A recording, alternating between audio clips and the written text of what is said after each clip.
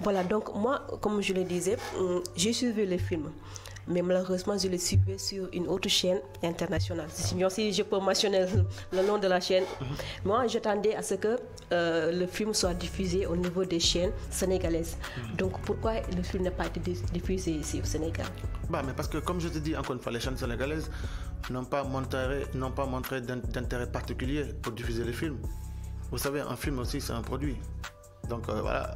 C'est comme si tu vas dans une boutique, tu vois un canapé. Tu payes pour avoir le canapé dans ton salon. Un film, c'est pareil, quoi. C'est un produit aussi. Même si derrière, c'est plus qu'on produit.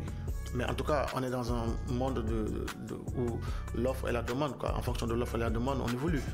Donc moi, je voulais bien donner les films à la RTS. Mais malheureusement, voilà. Je peux pas... Enfin, que s'est-il passé? Est-ce qu'on peut rentrer dans les détails? C'est juste qu'encore une fois, culturellement, on n'a pas... cette façon, cette politique de se dire ok, nos films doivent d'abord être projetés chez nous. Déjà, on n'a pas cette culture-là. De deux, c'est comme je te disais, on a dit que les gens ne s'intéressent uniquement qu'aux séries. Ay mbëggeel, ay dam ko nopp, sama jëkkër dem na, damay takk deuxième femme. En fait, mais je te jure, mais c'est ça le problème, parce que moi j'ai beaucoup réfléchi sur la question. Mais toutes les télés là où je suis passé m'ont dit la même chose, lii kenn du ko seetaan. Ah si. Mais de là lay wax, parce que et puis le plus grave c'est ils disent tu sais ici c'est les gens de la banlieue qui font que quelque chose a du succès. Alors que les gens de la banlieue, ce qu'ils aiment, mooy nu xumb. Comme si les gens de la banlieue ils réfléchissaient pas, quoi. Bon, déjà je comprends même pas pourquoi on les appelle les gens de la banlieue, tu vois. Déjà bon, ça aussi c'est un autre débat. Mais en tout cas loolu la ñu wax quoi. Waaw xam nga gars yi li ñu bëgg ay Pikine ay Guédiawaye yooyu bu waaw li ñu bëgg ay Yëmbal bu ñu toogee gis am wax waxu mbëggeel waaw tamay jolli xam nga. Et c'est des gens ma dem leen xool ma ne mais ñii ñoo jiite télé yi quoi.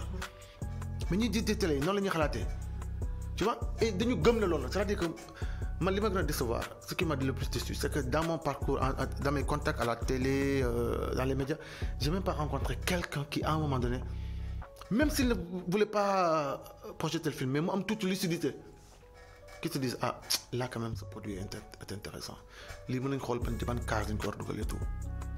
Xam nga, c'est-à-dire dañu jël nit ku ñuul def ko comme, il faut que je dise le terme, même si c'est un demeuré quoi. C'est comme si le nègre doit réfléchir.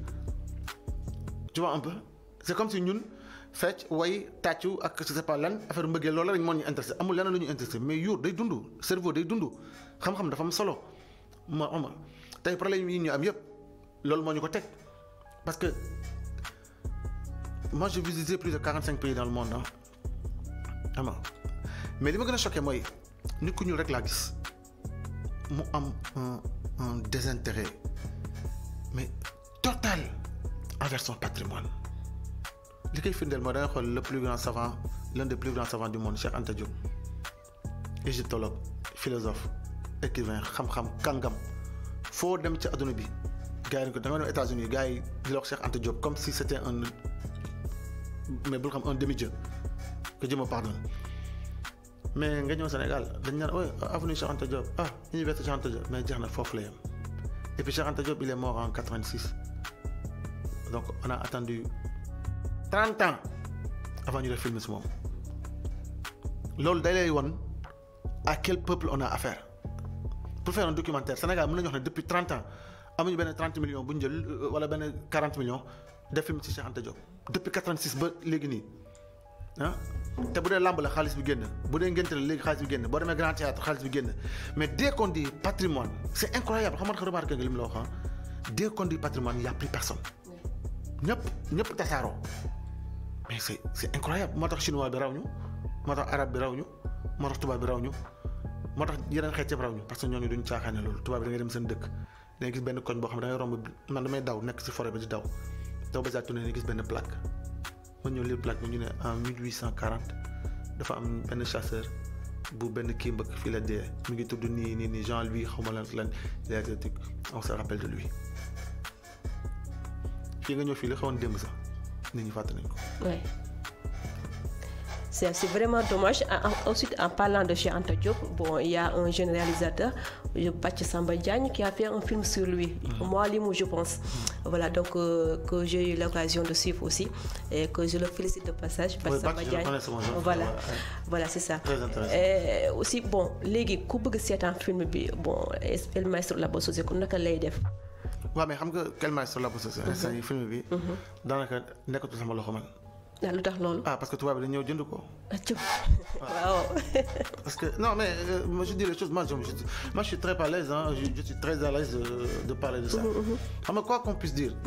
Ça va nit ñi dañu am ay njaboot ah. dañu am ay doom. du dëgg. waaw di fay lois di fay ay xam nga yor ay waajur. ni ko nekk looy def da ngay def koy def tamit pour tedd si. xam nga kenn liggéeyal ci yàlla naa dee. D'accord. Donc voilà Canal ils ont vu la bande annonce. xam nga ñu waxtaan ils m'ont fait une bonne proposition yaa ngi dégg ñu ne ma non seulement ñoom jënd film bi pour te dire rek patrimoine dafa garaaw jënd film bi intéressé wu leen ñoom ñu leen intéressé mooy dañuy dugg ci coproduction bi man leen non mais après boo ma xoolee chiffres yi ma ne non lii mënuma bañ jo voilà ça me permet maintenant non seulement de payer les dettes que j'avais payer des trucs à gauche à droite et puis acquérir du matériel et puis voilà aujourd'hui je suis indépendant quoi xam nga parce que je pense que loolu la si tu dis tu es cinéaste il te faut du matos il te faut voilà man film bi Sénégal moo tax ma def ko sama dëkk moo tax ma def ko mais je trouve que et puis je suis pas le seul je suis pas en train de parce que Moustapha Kane man non bàyyi jooytu bi ma ne ko non ku jooytu mooy ku mënul def dara ci film mais film bi mi ngi dem boppam mi ngi tourné fa tey si suba jot naa mail ba Chine ñu ne ma dañu bëgg projeté film bi foofu mais bu ko Sénégal bëggul projeté man mënuma si dara man je suis prêt s'il y a des mairies qui veulent diffuser gratuitement diffuser man mën naa la jox film bi ñu diffuser ko gratuitement affaire yi mais télé bu ko bëgg diffuser da ngay fay moom ça sera pas gratuit. Voilà pour vous rappeler chers téléspectateurs ñu ngi ak monsieur Maky Madiba Sylla léegi dama bëgg ñu gën tuuti ci réel bi ñëw ci fiction bi est-ce que t'es pare nga pour réaliser benn film wala benn série. Si. oui bind naa ko pare. Thiam moom nag daanaan na de Papis kii moo la gën a pare. non mais en même temps instant yi xam nga loxo bi il faut que mu jógaat tuuti quoi. il faut que mu ñëwaat parce que toog naa lu yàgg mais là je suis en train de travailler sur 2 autres projets de docu. et puis après boobu xam nga ma xaw a sax tuuti ci court métrage ensuite fiction quoi. en tout cas daal man su ma def daal du ma ko yàkkamti comme j'ai fait pour El Maestro j'ai mis 5 ans à le réaliser quoi. tu vois donc mais maa ngi xalaat ay xalaat naa am na benn série bu mu bind quoi. mais doo ay fa de mbëggeel yooyu de. déedéet waaw. di lan lay wax. mbëggeel y en a assez. non. waaw mënuma dugg ci. dama sopp nag lu dul laaj. non mais bon non mënuma dugg en tout cas daal am na ay dama jël ay rôle féminin yu fort quoi. xam nga parce que chaque fois man j'aime bien faire le contraire de ce que les gens font quoi. tu vois. Parce que ça sert à rien li ñuy def ba pare nga ñëw di ko def mais en tout cas c'est des rôles féminins des forts quoi c'est des femmes de pouvoir quoi parce que chaque fois su may seetaan suñu série yi j'ai comme l'impression dañuy infantiliser jigéen quoi dañuy gis jigéen ñoo xam ne dañuy ñëw topp ñëw langaamu ci ay góor di xaar loolu laa gis donc du coup ma bëgg a casser image boobu tu vois un peu donc ma ñëw nag jël ay jigéen ñoo xam ne ñoom dañuy assumer seen bopp en tant que jigéen xam nga ba pare dañuy ñëw lu góor yi yor ñu ñëw pour foqati ko. Ok, on va toujours rester dans le cadre de la fiction. Yo, ban film wala ban série nga seetaan à maintes reprises la marqué. Bari na ay séries yi ma seetaan mais bon bu dee film la bon bien sûr les réalisateurs ici m'ont beaucoup marqué comme Comédie Saint-Louis Ousmane voilà Tukki Bukki bu Djibril Diop Mambéty donc pour man loolu c'est des chefs-d'œuvre du cinéma africain Idrissa Ouedraogo Souleymane Sissoko bu Mali. Ils sont nombreux oui Moussa Sène Absa donc ñun ñëpp samay kii mais bu weesoo loolu tamit cinéma américain ma gën a marqué tamit. américain waaw cinéma américain mais su ma nee mel ni Spike Lee. waaw Spike Lee oui. Spike Lee c'est mon mentor c'est Spike quoi. Spike Lee mën naa wax les dialogues dans ces films mën naa ko répéter nii. dama doon seetaan à l'époque y avait des DVD di ko retourner waat di kii tu vois damay seetaan ay interviews voilà comme Denzel Washington donc pour man kooku c'est voilà mooy top ay liste bi waaw. noo gisee tey les séries sénégalaises du moment. si séries sénégalaises yi ñi ngi avancé Sénégal moom talent am na fi loolu moom kenn mënu ko ñëwee parce que booy xool séries sénégalaises yi yàggul quoi xam nga avec un café avec le commencé woon je pense si je me trompe pas et puis diggante bi quand même on a fait un bond avec et puis am na ay succès man su ma demee ci région bi même ni j'étais à Bamako il y a pas longtemps ça fait ay 2 semaines loolu ñu mel am na les actrices de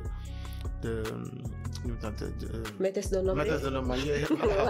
voilà mi ngi noonu quoi et puis même déjà en Europe ils m'en parlent et tout ça donc voilà mais encore une fois loolu lay expliquer série yi il faut que ñu adapté leen mais gis naa ne mi ngi changé boo xool ay scénario mel ni Golden tu vois ay Lord Ninki Nanka les gars ils sont en train de d'évoluer léegi affaire yi mi ngi changé mais li gën a des mooy jeu d'acteur bi xam nga parce que gars yi ñëw ñu liggéey quoi tu vois duñ jël ay risques quoi dañuy ñëw rek lépp mën boo série 90% bëggeel 10% de machin j'ai rien contre bëggeel ah mais loolu tamit day wax ne encore une fois audiovisuel doole bu mu am parce que loolu yëpp mën nañu ko expliquer lu tax tey série sénégalaises yu bëri affaire bëggeel lay wax parce que dañu formaté suñu cerveau yi pendant plus de 20 ans on nous a abreuvé de séries telenovelas qui venaient d'Amérique du Sud te Amérique du Sud telenovelas yëpp lu muy wax lan mooy thème bi. mbëggeel. Donc ça veut dire que ñi réalisé fii ñëpp ñu ci ëpp ils ont grandi avec ces séries là ñi bind ñëpp ils ont grandi avec ces trucs là ay xaw ma pardon Luz Clarita xaw ma Ruby xaw ma rek yooyu yëpp dafa formaté parce que xale dafa garaaw parce que da ngay foog ne gars yi dañuy saraan loolu mu jàll mais image day des xam nga li ñu naan une image vaut 1000 mots parce que image si cerveau nu muy capté wax ak nu muy capté image bokkul da koy photographier ba pare archiver ko est-ce que tu comprends donc le fait que tey y avait li ñu naan la nature a horreur du vide pendant plus de 25 ans on nous a parlé on nous a montré que des femmes avec des chevelures lii suñu jigéen dañ dem ba jàpp ne rafet mooy loolu rafet mooy nga am greffage bu gudd nii comme je sais pas man Ruby wala comme truc dañ dem ba ñoom tellement y avait tellement peu de li ñuy wax encore ça de miroir que xam nga sur des gens qui leur ressemblaient ñoom dañ dem ba jàpp ne lii may rafetaay donc loolu lañ continuer tey di moo tax tey nga gis série wala ba xool truc jigéen ñi xees li ñuy jël ci wàllu ci ëpp xam nga même pour animation ba animatrice boo xeesul si gars yi duñ la jël parce que karaw guddul xam nga mu ngi noonu boo xool série yi gisoo ci kenn ku si am presque tête à la garçon c'est très rare xam nga wala ku si am yenn coiffure napp yi si ëpp yëpp day jouer en fait parce que tubaab yi ñoom dañu ay côté boobu dañ lay jaay seen modèle lépp la lay jaay ñoom duñu bàyyi dara xam nga ñun nag pendant 25 ans on a été abreuvés nos sœurs ont été abreuvées de ce modèle là et se sont dit ok et se sont dit lii mooy beauté lii mooy aduna lii la quoi donc du coup gars yi kal ko foofu parce que entre temps on a été brainwash xam nga raxas na lavage de cerveau ba nga xamante ne mooy loolu.